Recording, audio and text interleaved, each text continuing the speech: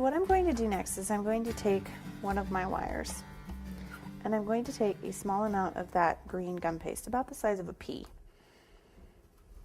and I'm going to pick a leaf. And I want to figure out how long that leaf is from the very end to the very end. And it's about there. And then what I'm going to do is I'm going to take my gum paste and I'm just going to squish it onto my wire. And then using my forefinger and my thumb, all I'm going to do is I'm going to press and I'm going to rub back and forth like this. And I'm going to pull this gum paste right up the wire. And it's going to leave gum paste behind on this wire. And this is called twiddling.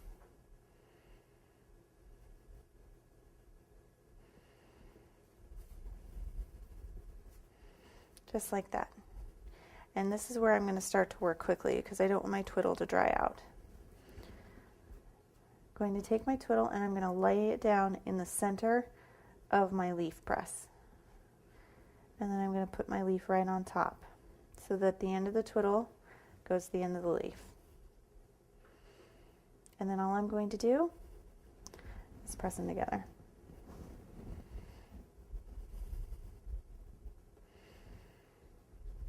And you see you're left with a very, very clean leaf. Go ahead and remove any sort of excess that you had.